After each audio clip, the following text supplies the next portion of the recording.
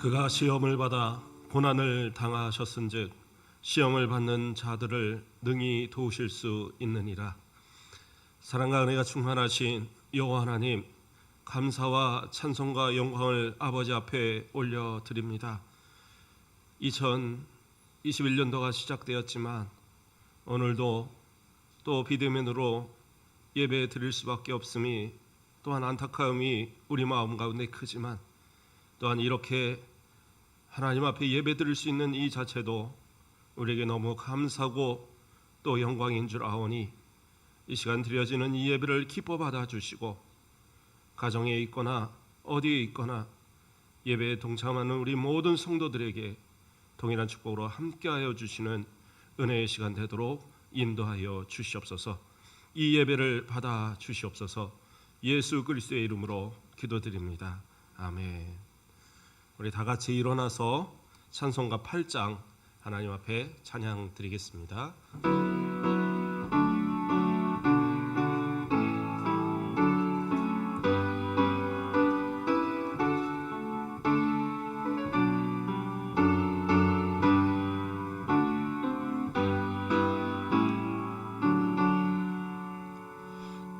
걸어 전능하신 주님, 예른 아침 우리 주를 찬송합니다. 걸어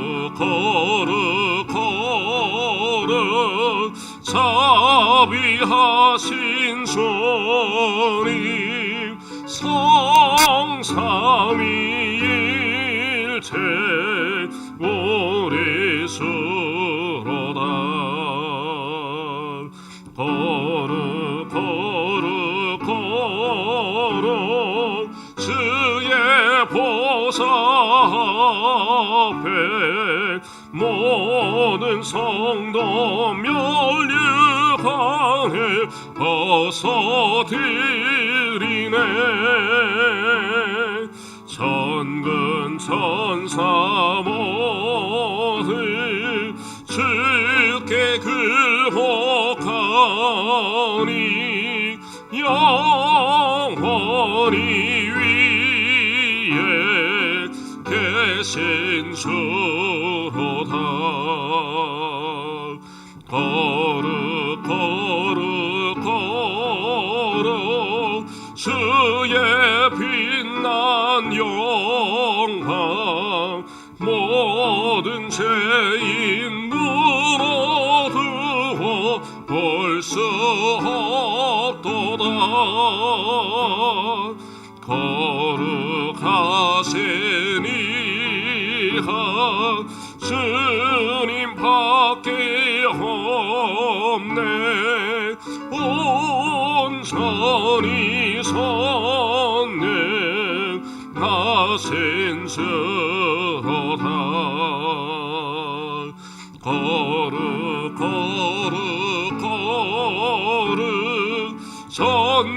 전능하신 주님, 천지 만물 모두 주를 찬송합니다. 걸어 전능하신 주님, 성삼위일체 우리 주로다.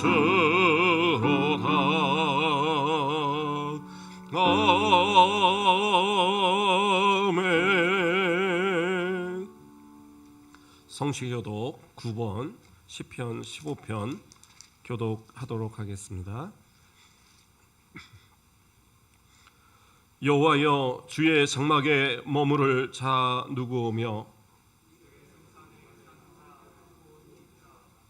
정직하게 행하며 공의를 실천하며 그의 마음에 진실을 말하며 그의 혀로 남을 허물하지 아니하고 그의 이웃에게 악을 행하지 아니하며 그의 이웃을 비방하지 아니하며 그의 눈은 망년된 자를 멸시하며 여호와를 두려워하는 자들을 존대하며 그의 마음에 서운한 것은 해로울지라도 변하지 아니하며 이자를 받으려고 돈을 꾸어주지 아니하며 뇌물을 받고 무죄한 자를 해하지 아니하는 자이니 이런 일을 행하는 자는 영원히 흔들리지 아니하리이다. 아멘. 사도신경으로 우리의 신앙을 고백하겠습니다. 전능하사 천지를 만드신 하나님 아버지를 내가 믿사오며 그 외아들 우리 주 예수 그리스도를 믿사오니 이는 성령으로 잉태하사 동정녀 마리아에게 나시고 본디오 빌라도에게 고난을 받사 십자가에 박혀 죽으시고 장사한 지 사흘 만에 죽은 자 가운데서 다시 살아나시며 하늘에 오르사 전능하신 하나님 우편에 앉아 계시다가 저리로서 산 자와 죽은 자를 심판하러 오시리라. 성령을 믿사오며 거룩한 공회와 성도가 서로 교통하는 것과 죄를 사하여 주시는 것과 몸이 다시 사는 것과 영원히 사는 것을 믿사옵나이다. 아멘. 우리 다 같이 앉으셔서 찬송가 94장 하나님 앞에 찬양 드리겠습니다.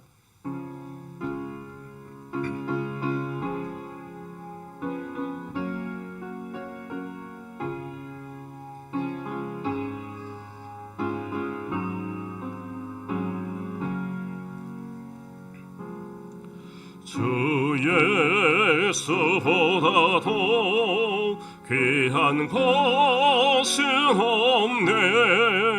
이 세상 보기와 바꿀 수 없네. 영숙을 내 대신 돌아가신 그 놀라운 사랑 잊지 못해. 세상 즐거움 다 버리고 세상 사랑 다 버렸네. 주 예수보다도 귀한 것은 없네. 예수밖에는 없네. 주 예수보다도 귀한 것은 없네. 이 세상 명예와 바꿀 수 없네.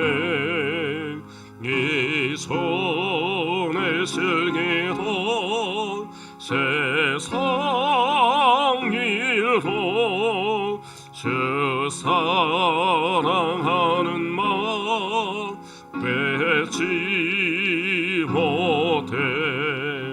세상 즐거움 다 버리고 세상 사랑 다 버렸네. 주 예수보다도 귀한 것은 없네. 예수밖에는 없네.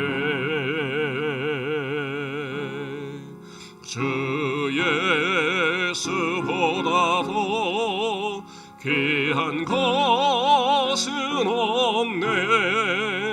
이 세상 행복과 바꿀 수 없네. 유혹과 핍박이 몰려와도 주 섬기는 내 마음 변치 않아. 세상 즐거움 다 버리고 세상 사랑 다 버렸네. 주 예수보다도 귀한 것은 없네. 예수밖에는 없네. 이 시간 오늘 대표해서 김영철 장로님 기도해 주시겠습니다.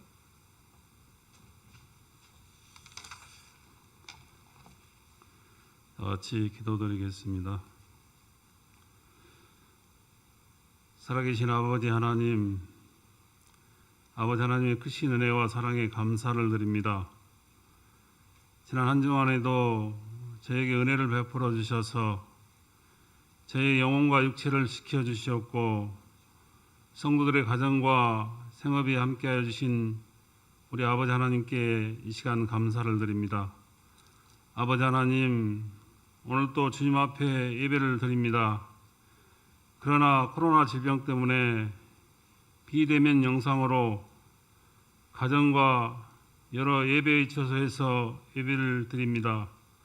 어려운 여건 속에서도 예배를 허락하신 아버지 하나님께 이 시간 감사와 찬송과 영광을 올려드립니다.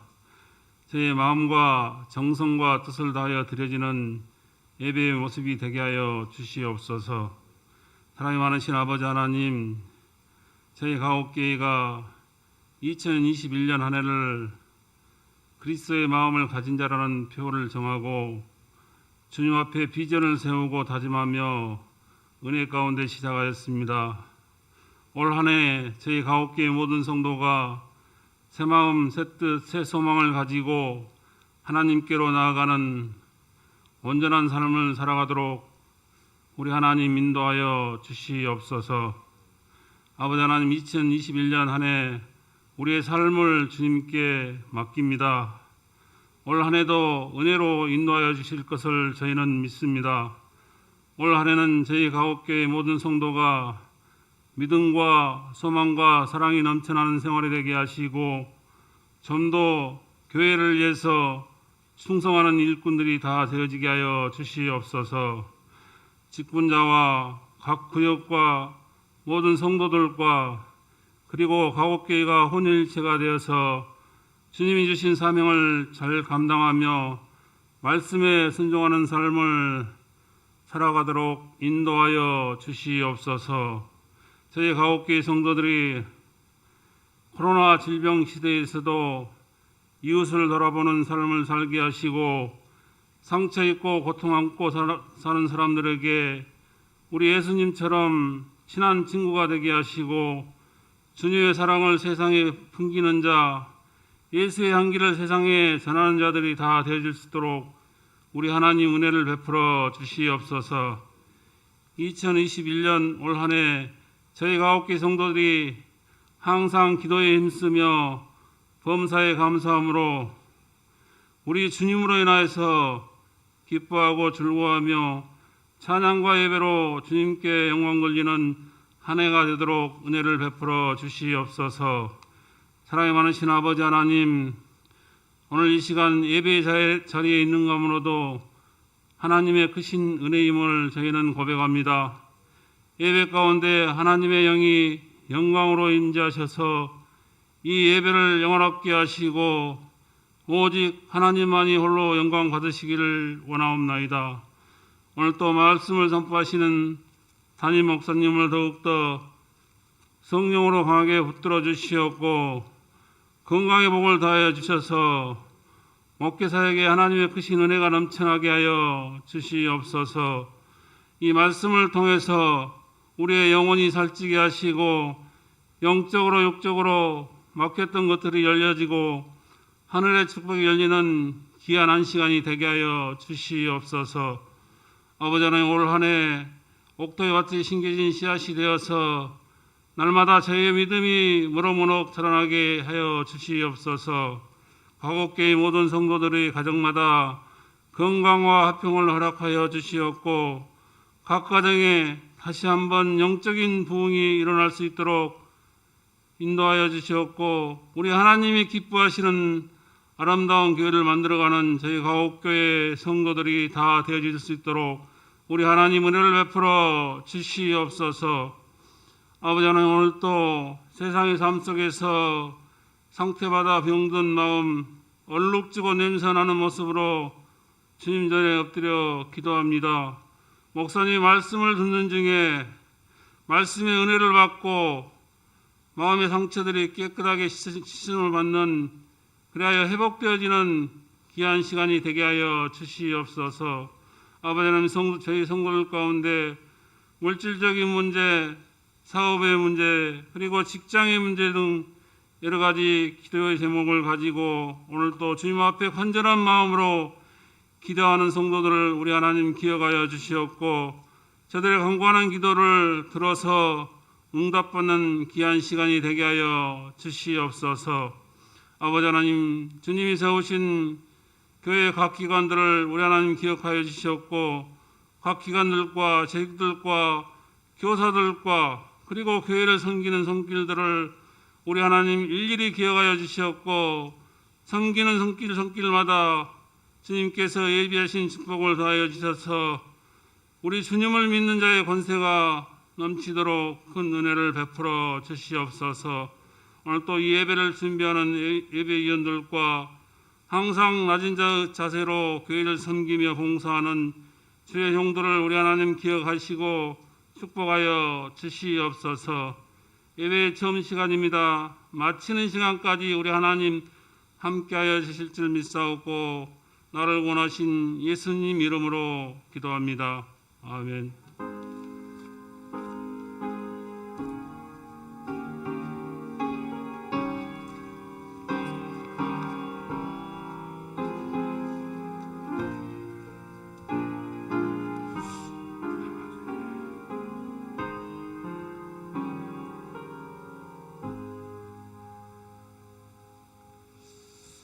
우리 성경 말씀 보겠습니다. 성경 말씀은 히브리서 3장 1절 말씀입니다.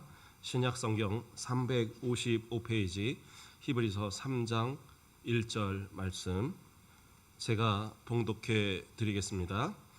그러므로 함께 하늘의 부르심을 받은 거룩한 형제들아, 우리가 믿는 도리의 사도이시며 대제사장이신 예수를 깊이 생각하라.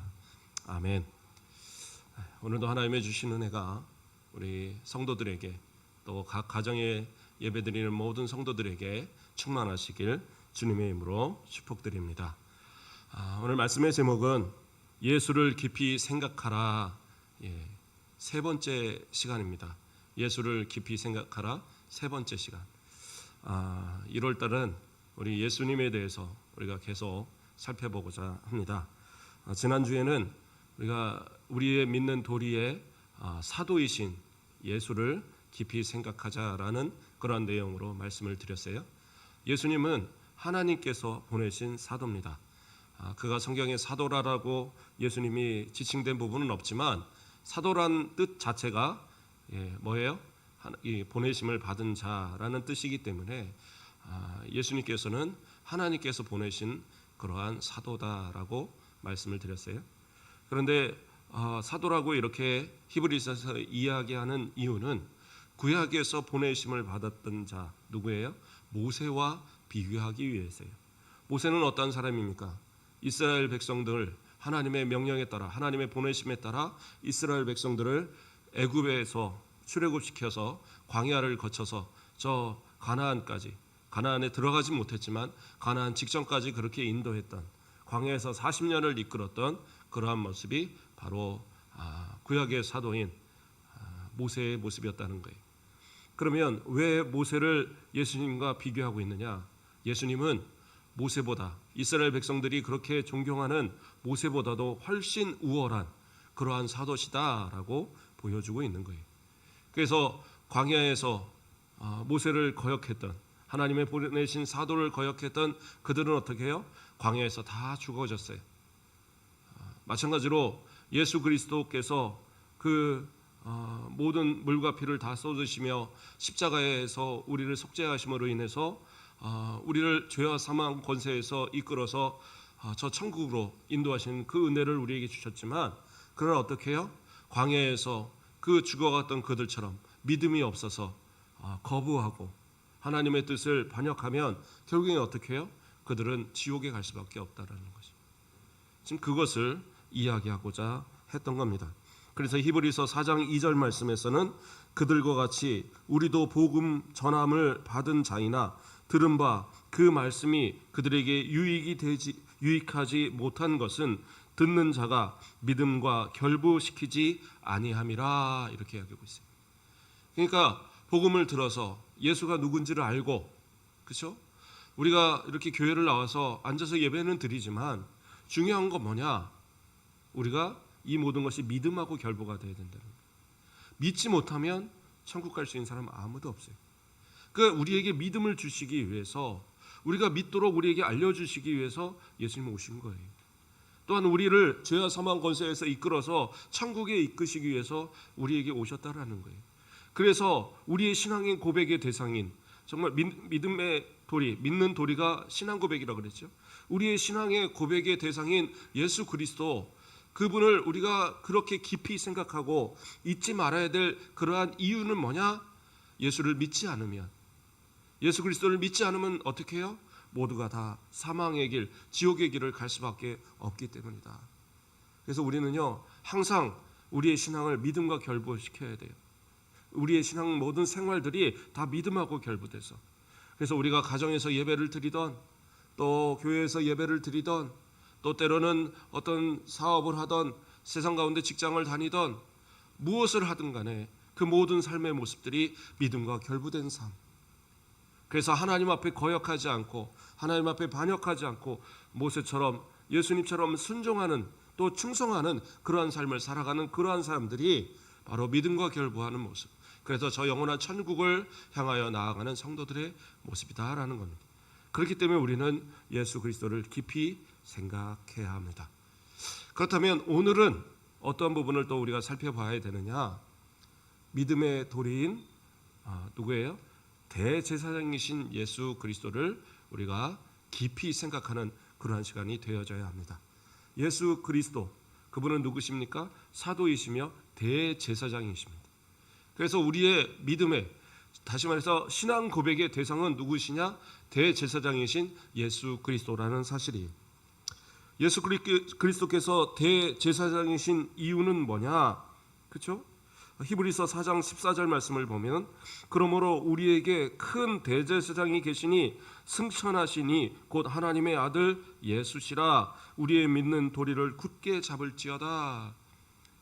자, 히브리서에서 누구를 했어요? 히브리서 기자가 예수님을 우리에게 큰 대제사장이 계신다, 이렇게 설명하고 있어요.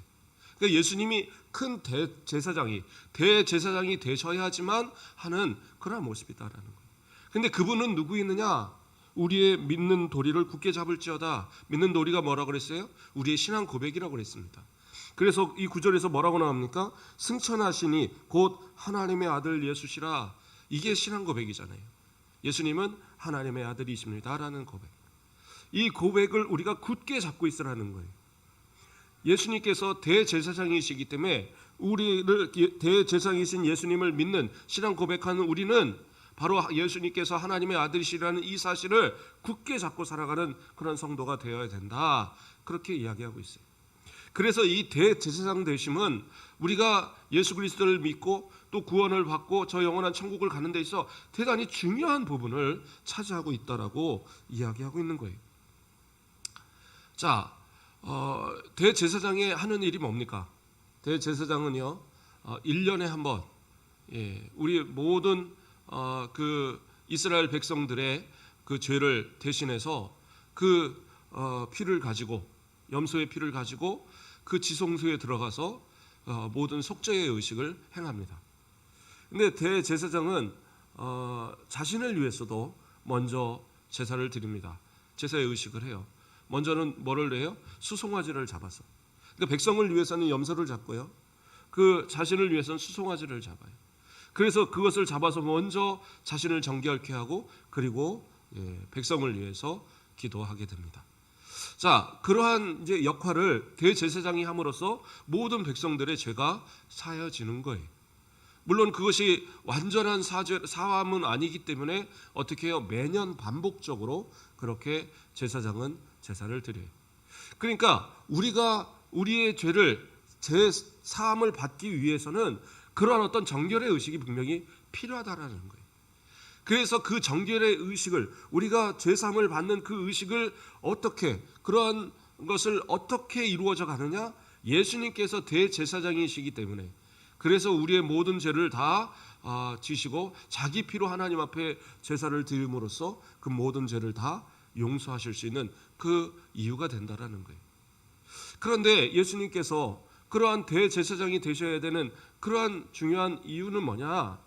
그것이 공식적인 그러한 용서의 과정이기 때문이라는 거예요. 그렇죠? 하나님께서 정하신 율법에서 정하신 공식적인 죄에 대한 사함은 대제사장이 그렇게 지성소에 들어가서 백성을 위해서 염소의 피를 가지고 들어가서 그렇죠? 그 속죄소 다시 말해서 그 법궤의 뚜껑의 동편 쪽에 뿌리고 그 다음에 바닥에다 7번을 뿌리고 그러면서 하나님 앞에 용서를 구하는 그러한 기도 가운데에 그 의식이 이루어지는 거거든요. 그런 것처럼 이런 어떤 공식적인 죄에 대한 용서의 부분이 이루어져야 하기 때문이라는 거예요. 자, 제가 영화들을 자주 보지는 않는데 가끔 영화들을 보면 옛날 영화들에 보면 그런 영화들이 있어요. 주인공은 뭐 어떻게 이렇게 막 죄를 범해요.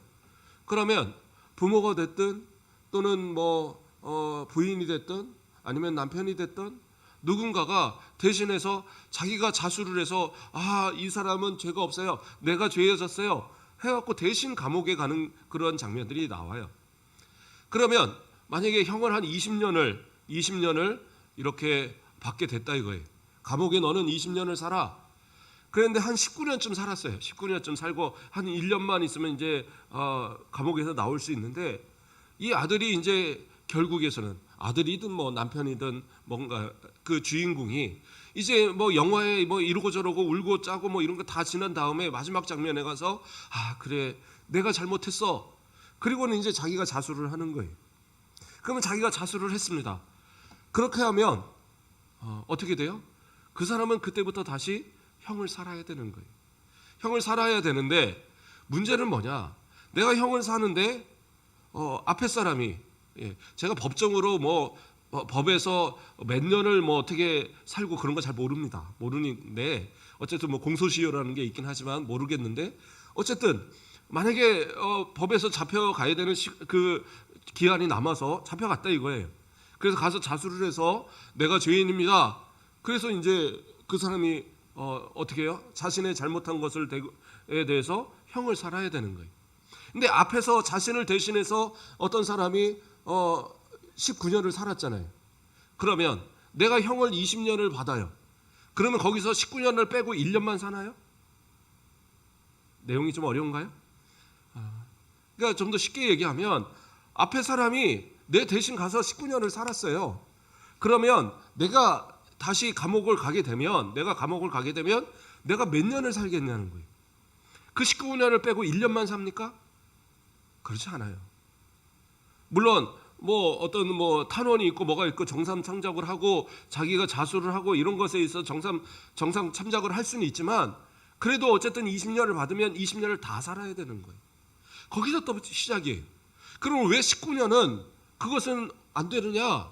이건 공식적으로 이거는 적법한 법대로 받은 그러한 것이 아니기 때문에 그렇죠? 그 사람은 물론 법대로 받았겠죠. 자기는 법에서 20년 형했으니까 받지만 그건 뭐예요? 자신이 거짓말로 해서 잘못 받은 거지 공식적으로 이것이 진짜로 받은 그런 것이 아니다라는 거예요. 그러므로 예수님께서 우리를 속죄하신 이 사건도요. 이것이 공식적인 어떠한 그러한 속죄의 어떠한 의식이 아니라면 그러면 우리를 위해서 흘리신 그 피가 우리에게 적용이 되지 않을 수도 있다는 거예요. 그래서 대제사장이신 예수는 너무나도 우리에게 중요한 거예요. 하나님께서 그냥 죄를 없애게 하려면 그냥 너 죄 없어 그러시면 되지, 왜 굳이 예수 그리스도를 이 땅에 보내시고, 왜 굳이 예수 그리스도를 인간으로 모든 삶을 살게 하시고, 왜 굳이 예수 그리스도를 십자가에 돌아가시는 그러한 모습을 갖게 하셨겠냐는 거예요. 하나님께서도 그냥 죄 없다고 할 수도 있지만 그것은 하나님의 공의에 맞지 않아요. 그러니까 누군가는 죄값을 치러야 되는데 그 죄값을 대신하기 위해서 예수 그리스도를 우리 가운데 보내셨는데, 그 예수 그리스도가 우리의 죄값을 대신하게 하기 위해서는 정당한 그러한 율법에서 정한 그 죄를 사하는 의식이 있어야 된다라는 거예요. 그렇기 때문에 예수 그리스도께서는 대제사장의 직분을 감당하신 거예요. 자, 그 대제사장의 직분은 누가 주신 거예요? 이건 하나님께서 바로 이 예수 그리스도께 주신 거라는 사실이에요. 그렇기 때문에 예수님은 어떠한 분이세요? 히브리서 2장 18절 말씀을 보면 그가 시험을 받아 고난을 당하셨은즉 시험을 받는 자들을 능히 도우실 수 있느니라. 우리가 살폈던, 그렇죠? 제일 처음 살폈던 그러한 부분에 나옵니다. 예수님께서, 우리가 예수 그리스도를 깊이 생각해야 될 이유는 예수님께서 우리의 모든 당한 고난을 다 감당하셨기 때문에, 친히 그 몸소 감당하셨기 때문에, 그렇기 때문에 우리는 예수 그리스도를 깊이 생각하자 이렇게 살폈어요. 그런데 그 비슷한 구절이 히브리서 4장 15절에서도 나와요. 여기서 뭐라고 나옵니까? 우리의 연약함을 동정하지 못할 이시가 아니요 모든 일에 우리와 똑같이 시험을 받으신 이로되 죄는 없으시니라 이렇게 나와요. 그러니까 죄 없으신 예수님께서 우리와 똑같은 그러한 모습을 당하셨다라는 거예요. 그러니까 비슷하죠. 2장 18절과 비슷해요. 그런데 하나 다른 부분이 있습니다. 어떠한 부분이 있느냐? 히브리서 4장 15절에 그 제일 시작의 부분에 우리에게 있는 대제사장은 이렇게 시작을 해요. 그러니까 단순히 그냥 우리를 위해서 고난을 당하신 게 아니라 예수님이 당하신 고난은 대제사장으로서, 대제사장의 신분으로서 그 고난을 우리를 위해서 당하셨다라고 이렇게 이야기하고 있는 거예요. 이것이 중요한 겁니다. 대제사장. 그래서 그 대제사장이신 예수 그리스도는 어떠한 일을 우리에게 행하시느냐? 우리로 인해서 히브리서 7장 24절로 25절 말씀입니다. 예수는 영원히 계심으로 그 제사장 직분도 갈리지 아니하느니라. 그러므로 자기를 힘입어 하나님께 나아가는 자들을 온전히 구원하실 수 있으니 이는 그가 항상 살아계셔서 그들을 위하여 간구하심이라. 뭐라고 말씀하세요? 예수 그리스도께서는 영원히 계시는 제사장이세요. 그러니까 예수님께서 영원히 계시는 대제사장, 우리의 대제사장으로 계시기 때문에 그 제사장이신 예수 그리스도를 통해서 우리는 용서함을 받는 거예요.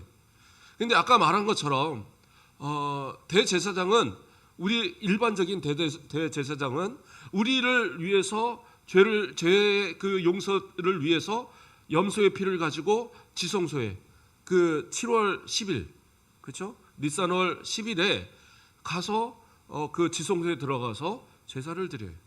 그래서 정식적인 모든 과정을 통해서 그렇게 의식을 행하는데, 그런데 이것은 어떻게 해요? 매년 반복되어져야 되는 거예요. 매년 반복되어져야 되고, 또 이 대제사장은 어떻게 해요? 종신직이지만 나이가 되면 어떻게 해요? 그 사람은 결국에는 죽고 나면 새로운 그러한 대제사장이 세워져야 된단 말이에요. 근데 예수님은 어떠한 분이세요? 영원하신, 그렇죠? 예수님께서 십자가에 돌아가시고 부활하심을 통해서 저 영원한 천국에 이미 들어가 계시면서 그분은 다시 우리와 똑같은 인성을 가지시는 부활하신 예수님이시지만 다시는 죽지 않으시는 대제사장으로서 계신다라는 거예요. 그분이 자기의 피를 가지고 하나님 앞에 제사를 드렸어요. 그렇게 해서 그 제사의 효력은 우리에게 어떻게 해요? 영원토록 주어지는 거라는 거예요. 왜요? 그 대제사장이 살아계시고, 중요한 건 뭡니까? 아까 이야기한 것처럼 대제사장도 자신의 죄를 속지 않은 그러한 의식을 행해야 됩니다. 그렇기 때문에 죄진 그 모습은 그 백성들과 마찬가지로 매년 그 자신을 또 회개하는, 그 용서를 구하는 그 의식을 행하고, 그리고 백성을 위한 용서를 위한 그 제사 의식을 반복적으로 계속 행했어야 된다는 거예요. 그런데 예수님은 어떻게 뭐라고 그러세요? 죄가 없으신 분이시다라고 선언해요. 그러니까 죄가 없으신 분이 영원하신 대제사장으로 제사를 드렸기 때문에 그 제사의 효력은 영원한 거예요. 그러니까 우리가 더 이상은 다시는 뭐 재물을 가지고 하나님 앞에 가서 제사를 드리거나 그러할 이유가 우리에게 없다라는 거예요. 만약에 우리가 이거 한 번 갖고 될까요? 한 몇 번 제사를 드려야 되지 않을까요? 예수님은 제사를 드리셨어도, 그렇게 예수님이 우리를 위해서 피를 흘리셨어도 우리도 갖다가 양 몇 마리씩 그냥 그 1년에 몇 마리씩 잡아가면서 일해야 되지 않을까요? 그건 뭐예요? 예수님의 영원하신 그 대제사장으로서 드리신 그 자기 피로 드리신 그 제사를 인정하지 못하겠다는 것밖에 되는 게 아니에요. 그래서 우리가 믿음으로 예수 그리스도를 고백하는 것은 뭐냐? 예수님께서, 대제사장인 예수님께서 그 자신의 피로 우리를 위해서 그 모든 피와 물을 다 쏟으시면서 그 속죄의 모든 의식을 다 행하셨다라고 우리는 믿는 그 믿음이 중요한 거예요. 그러한 신앙 고백 가운데 대제사장인 예수 그리스도를 고백할 때 우리는 다 저 영원한 천국에 들어갈 수 있는 그러한 자격을 가진 그러한 모습이 된다라는 사실이에요. 그래서 히브리서 4장 15절에도 뭐라고 얘기합니까? 우리의 연약함을 동정하시지 못하실 리가 아니요 모든 일에 우리와 똑같이 시험을 받으신 이로되 죄가 없으시다. 그래서 예수님께서 죄 없으신 그 모습께서 우리와 똑같은 모든 고난을 당하셔야 됐던 그 이유는 뭐냐? 우리의 모든 죄를 대신해서 그 자신을 제물 삼아 대제사장으로서 그렇게 하나님 앞에 예배를 드리기 위한, 제사를 드리기 위한 그 이유에서 우리와 모든 똑같은 그러한 고난을 당하셨고, 그 고난을 통해서 우리를 불쌍히 여기시고 우리를 용서하실 수 있는 그 구원의 근거를 만들어 주신 그 역사가 바로 예수 그리스도의 십자가의 역사다라고 성경은 이야기하고 있는 거예요. 자, 또 예수님께서는 그렇다면 어떻게 대제사장이 되실 수 있을까? 아니, 대제사장은 하나님께서 시키신 거라고 했잖아요. 하나님께서 시키신 거면 그냥 되는 거 아닙니까? 그런데 여기서 우리가 중요한 부분이 있어요. 대제사장은 어떠한 신분입니까? 아론의 후손이어야 돼요. 아론의 후손. 왜냐하면 히브리서 5장 4절에서도 이렇게 이야기합니다. 이 존귀는 아무도 스스로 취하지 못하고 오직 아론과 같이 하나님의 부르심을 받은 자라야 할 것이니, 하나님께서 아론을 제사장으로 삼으시고 그 제사장, 대제사장, 1대 대제사장인 아론의 후손들만이 대제사장으로 삼을 수가 있었어요. 그러니까 같은 레위 족속이라고 다 제사장이 되는 건 아니었어요. 그 광야에서도 고라가 반역을 했던 적이 있습니다. 그렇죠? 고라가 왜 반역을 했었어요? 아니, 너희만 선지자야? 너희만 제사장이야? 왜 니네만 제사 드려? 나도 레위인 아니냐? 그러고 따졌어요. 근데 하나님께서는 어떻게 해요? 그 고라와 그를 따르던 모든 자들을 다 멸하셨습니다. 왜요? 하나님께서 세우신 아론, 그 아론만이 제사를 드릴 수 있는 그러한 권한을 갖는 거예요. 그래서 그 아론을 어떻게 해요? 그 지팡이들을 각 지파마다 대표를 갖다 꽂으라고 하고, 아론의 그 지팡이에서 꽃이 피고 거기서 열매를 맺는 그러한 아론의 그 쌍나 지팡이, 그 법궤 안에 들어간 그 지팡이의 역사를 또 보여주셨어요. 그러므로 아론의 후손만이 대제사장이 된다라는 것은 하나님께서 그때 세우신 이후로부터 예수님이 계시는 그때까지 계속적으로 지켜오던 그런 규례였단 말이에요. 그러면 같은 이 레위인도 할 수 없는 이 제사장의 직분, 그리고 그 가운데 대제사장의 직분은 아무나 할 수 있는 것이, 종신제이기 때문에 아무나 할 수 있는 것이 아니었단 말이에요. 그리고 육신적으로는 그때 이미 대제사장이 존재했어요. 헤로드 왕의 시대 때도. 그러면 예수님은 어떻게 대제사장이 될 수 있느냐? 예수님은 어떤 족속이에요? 물론 성령으로 잉태되어 주셨지만 공식적으로는 유다 족속입니다. 왜요? 그 육신의 아버지 요셉이 유다 족속이잖아요. 그러면 어떻게 아론의 후손만이 될 수 있는 대제사장을 예수님께서 될 수 있느냐? 이것이 이제 문제가 되겠죠. 하나님께서 그냥 시키셨으니까 됐죠. 그건 아니다라는 거예요. 그런데 중요한 사건이 있어요. 창세기에 보면 그 아브라함과 함께 하란을 떠나서 가나안 땅에 들어왔던 조카 롯이 있습니다. 근데 롯이 또 아브라함이 이렇게 재산이 많아지고 짐승이 많아지다 보니까 서로 갈리기로 했어요. 그래서 저 소돔과 고모라가 있는 요단 온들로 롯이 이주를 했습니다. 근데 그때에 이 소돔 지역을 다른 나라들이 연합을 해서 싹 쓸어버렸어요. 그래서 롯도 어떻게 합니까? 이렇게 포로로 잡혀갔습니다. 이 소식을 듣고 아브라함이 자신이 길린 사병들을 데리고 가서 싹 쓸어버리고 다시 구원해 주셨어요. 근데 그때 가졌던 노량물들을 다 돌려주었는데, 근데 그 중에 있는 10분의 1을 누구에게 따로 주었어요. 누구에게 주었습니까? 그 영원한 제사장, 하나님의 그 지극히 높으신 하나님의 제사장 누구예요? 멜기세덱에게 그것을 드렸다라는 겁니다. 멜기세덱은 어떠한 사람입니까? 창세기 14장 18절 말씀을 보면 살렘 왕 멜기세덱이 떡과 포도주를 가지고 나왔으니 그는 지극히 높으신 하나님의 제사장이더라, 이렇게 나와요. 그러니까 지극히 높으신 하나님, 엘리온의 하나님, 지극히 높으신 하나님, 이 명칭은 다른 이방 신들에게는 주어지는 이름이 아니에요. 하나님께만 드려지는 이름입니다.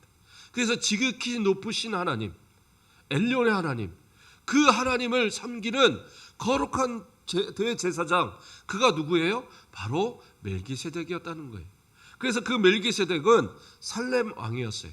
살렘이라는 것은 고대의 예루살렘의 지명입니다. 그래서 많은 학자들이 정통적으로 이 사람은 가나안 시대에 그 많은 잡족들이 그 우상신을 섬기는 그 시대에 오직 하나님만 섬기는 그러한 왕으로서 바로 그 살렘, 예루살렘을 다스리던 그러한 왕이었다, 이렇게 해석을 합니다. 그런데 히브리서에서는 조금 다르게 해석을 하고 있어요. 뭐라고 해석을 하고 있느냐 하면 그 살렘 왕을 그냥 살렘으로 해석하지 않고 평강으로 해석을 합니다. 그래서 그를 뭐라고 그래요? 평강의 왕이다 라고 표현을 하고요. 또 그의 이름을 해석해서 의의 왕이다. 멜기세덱이라는 이름을 해석을 하면 뭐가 되냐면 그 나의 왕은 의로우시다라는 뜻이에요. 그래서 의의 왕이라는 뜻입니다. 그래서 그 이름들을 해석하고 살렘 왕이라는 걸 해석해서 그는 누구예요? 의의 왕이고, 그리고 그는 평화의 왕이다, 그러한 모습으로 해석을 합니다. 그렇게 해석을 했던 이유는 뭐냐?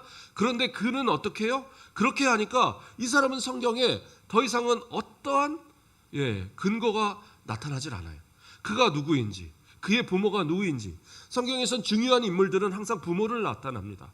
그래서 선지자들을 설명할 때도 엘리야를 제외하고는 대부분의 모든 선지자들이 다 그 부모가 누군지를 다 나타내요.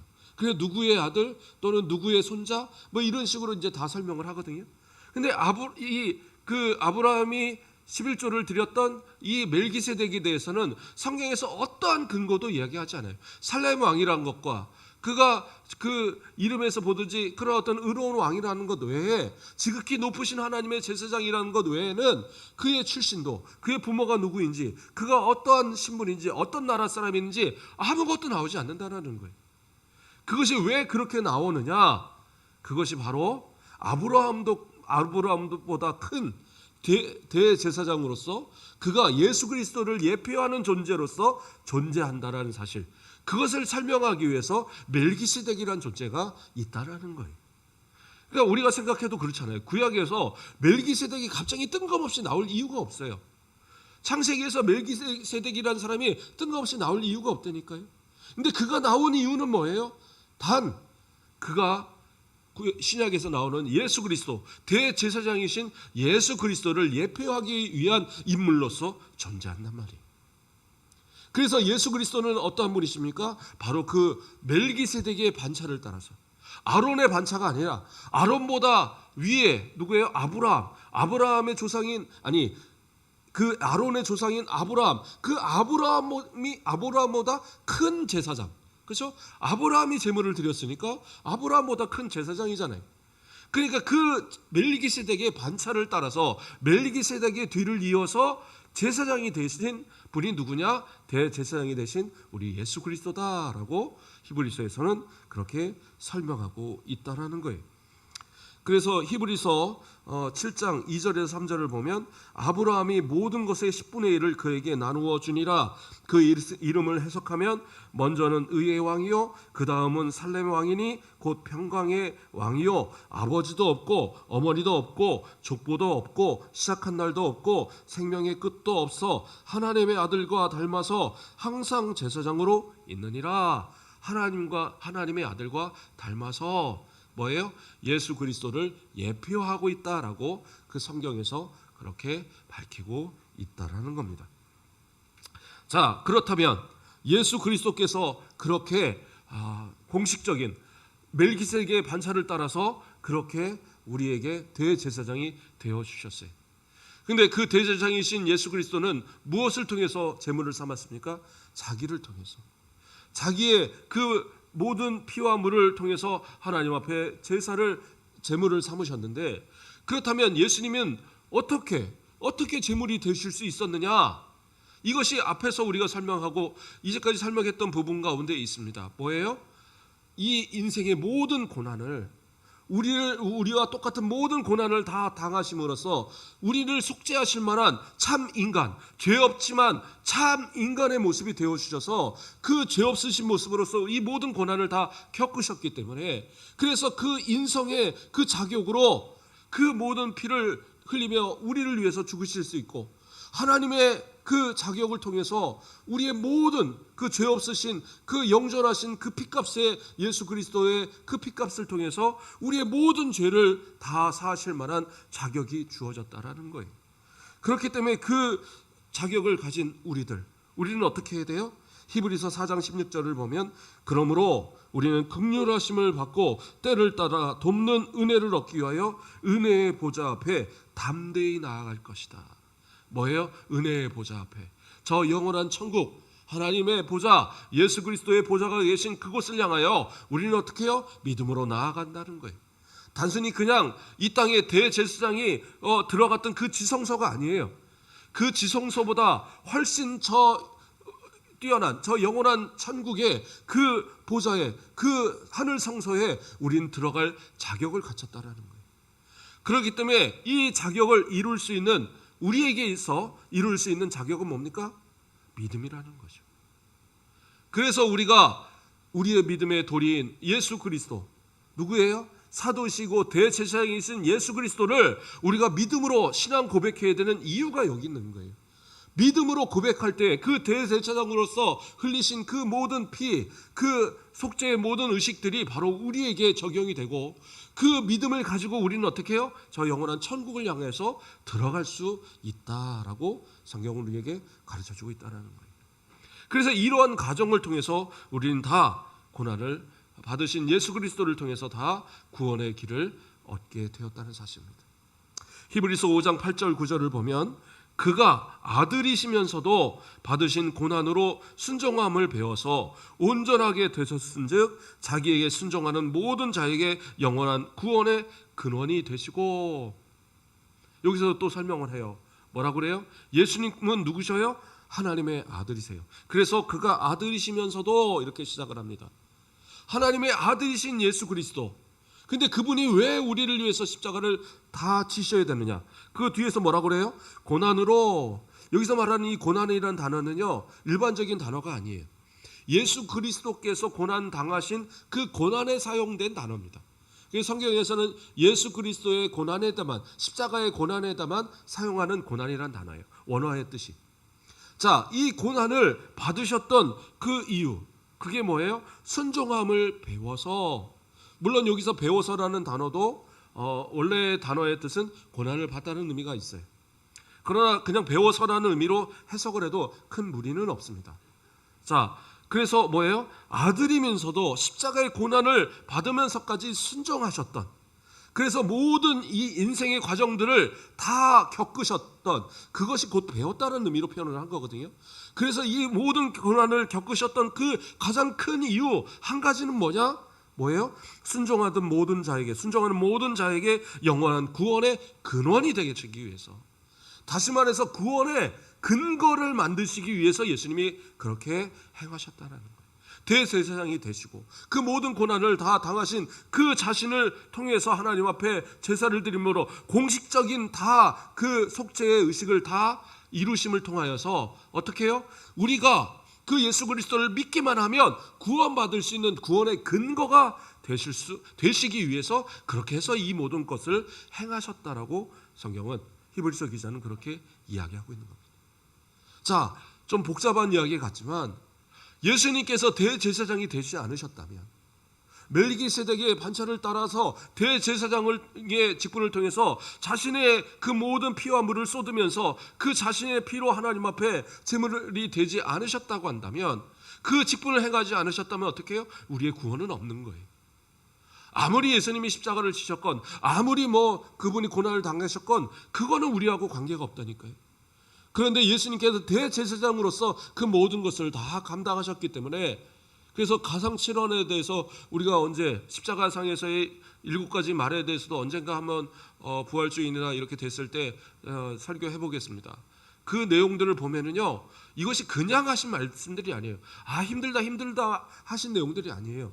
다 이 제사와 또는 그러한 어떤 속죄와 관련된 그러한 모습들이 다 그 안에 들어있어요.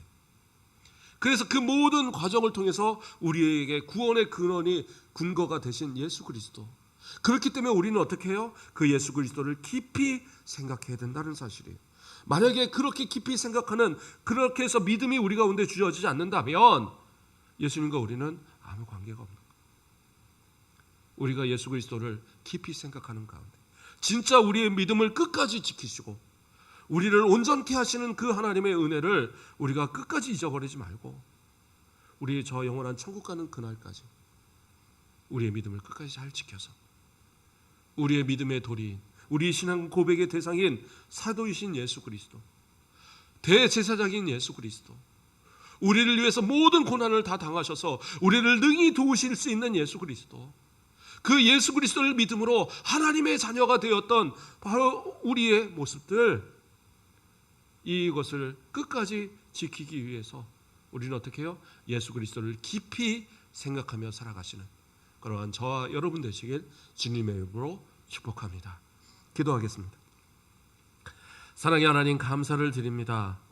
우리를 사랑하여 주셔서 영전하신 하나님의 본체이신 예수 그리스도를 이 땅에 보내시고 우리를 위하여 모든 고난과 모든 시련을 다 당하시며 그 물과 피를 다 쏟으시기까지 십자가를 감당하여 주셨음을 감사를 드립니다.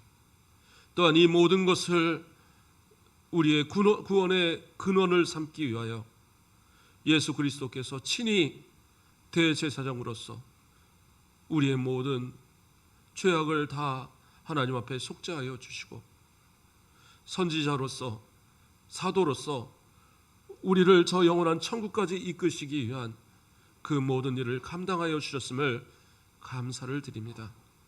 이 은혜를 받은 우리온데 우리의 삶이 믿음에서 벗어난, 믿음과 결부시키지 못한 모습으로 이스라엘 백성들이 광야에서 다 죽어갔던 것처럼 우리도 그러한 모습으로 인생을 마무리하지 않도록 우리를 붙들어 주시옵소서. 진짜 예수 그리스도를 우리 마음 가운데 깊이 새기고 깊이 생각하며 오직 예수 그리스도와 동행하며 오직 예수 그리스도를 위해서 살아가며 오직 주님 계신 저 영원한 천국을 향하여 담대히 나아갈 수 있는 우리 모든 성도들 되도록 인도하여 주시옵소서. 감사합니다. 예수 그리스도의 이름으로 기도드립니다. 아멘. 우리 찬송가 401장 하나님 앞에 찬양 드리겠습니다.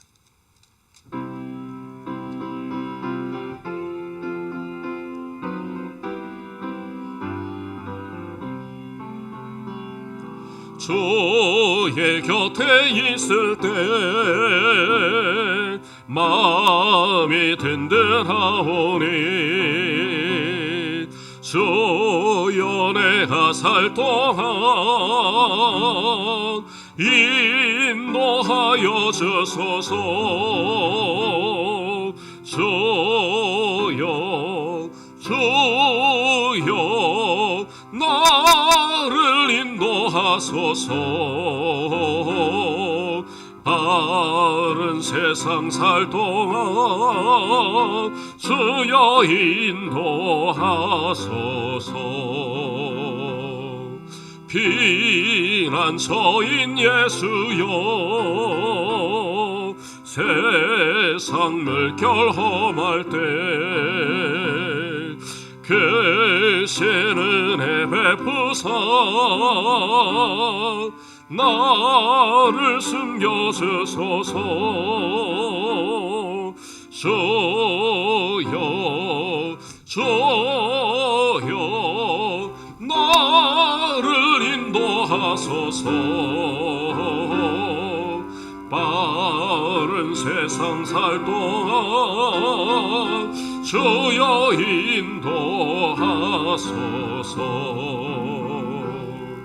세상 풍파 지나로 영화로운 나라와 눈물 없는 곳으로 들어가게 하소서. 주여 주여 나를 인도하소서. 바른 세상 살 동안 주여 인도하소서.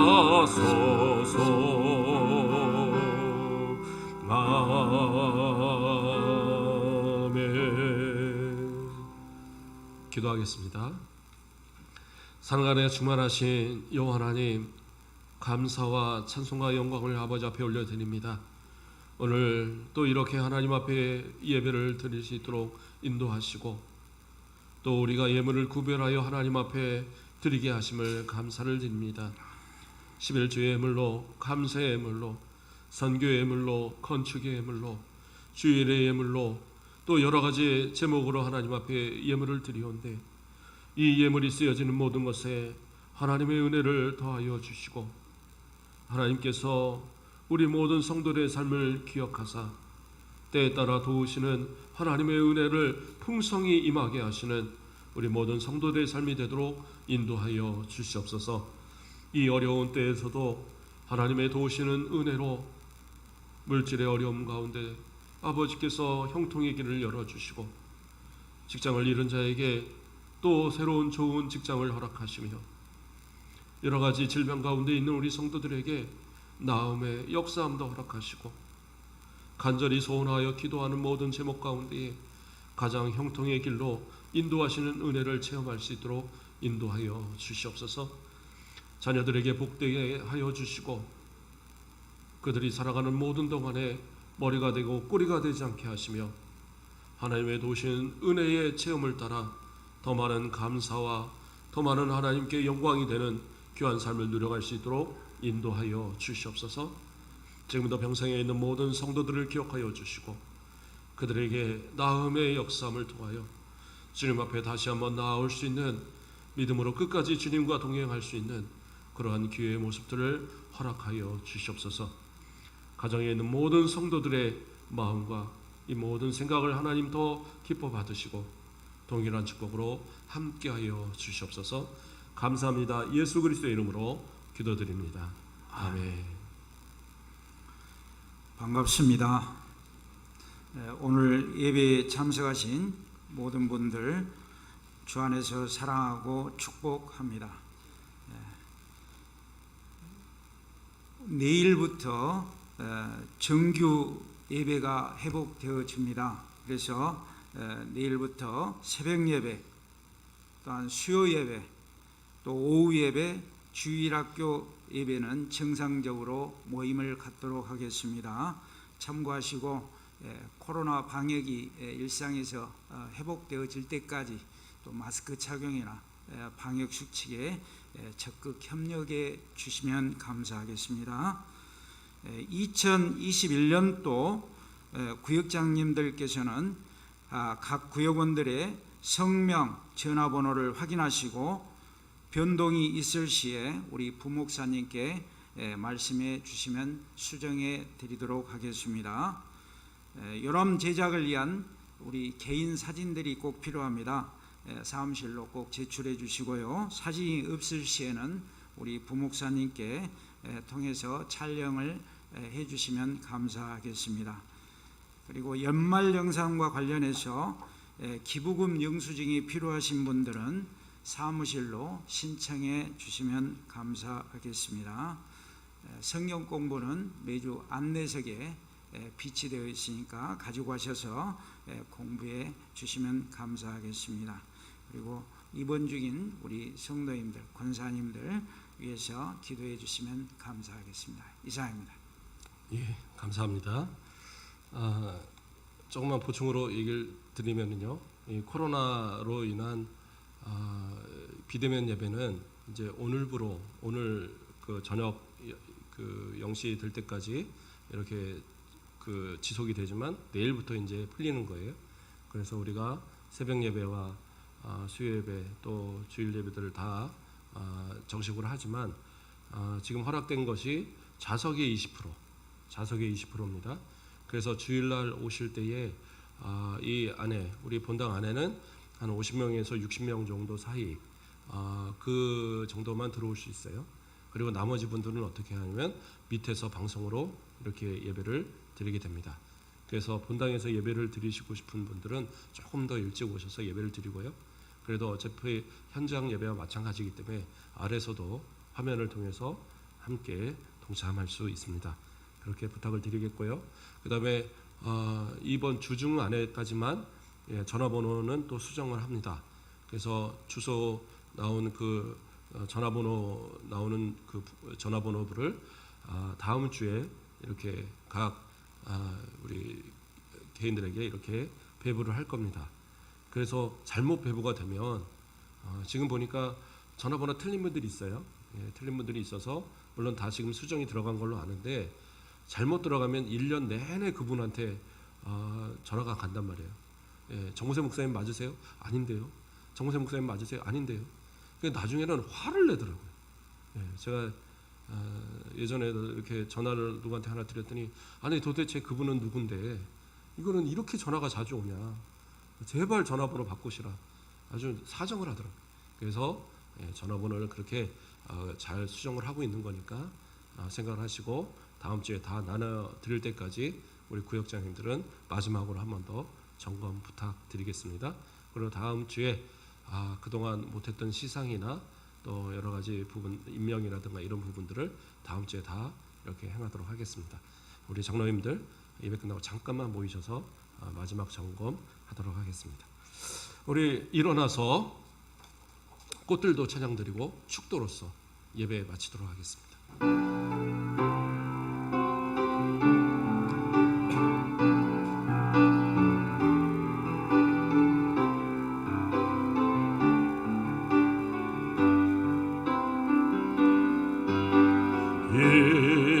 이곳에 생명샘소 사랑 눈물 홀짝 지나갈 때에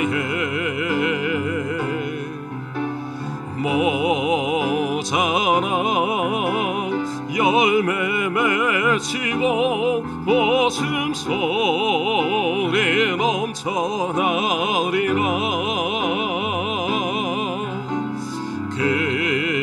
그날에 하늘이 열리고 모든 이가 보게 되리라. 마침내 꽃들이 피고 영광의 주가 오시리라.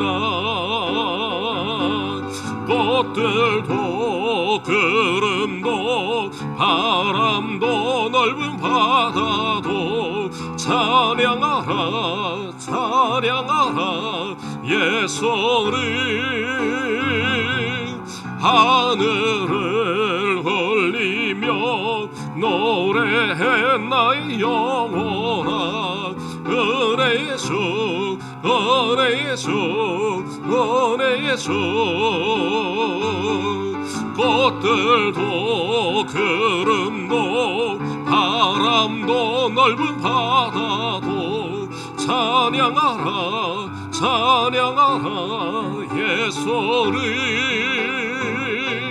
하늘을 흘리며 노래해 나의 영혼아 은혜의 주 은혜의 주 은혜의 주. 이제는 우리 주 예수 그리스도의 은혜와 주 하나님 아버지의 극진하신 사랑과 성령님의 감화 감동 위로 교통 충만하신 역사가 오늘도 우리의 대제사장이신 예수 그리스도를 우리의 믿음으로 고백하며 오직 예수 그리스도의 구원의 은혜에 합당한 삶을 살아가기를 소망하는 우리 모든 성도들의 머리 위에 그 가정 위에 생업 위에 기도하는 모든 제목 위에 자녀들 위에 질병 가운데 있는 모든 성도들 위해 우리 가곡교회에 이제부터 영원토록 함께 있을지어다. 아멘.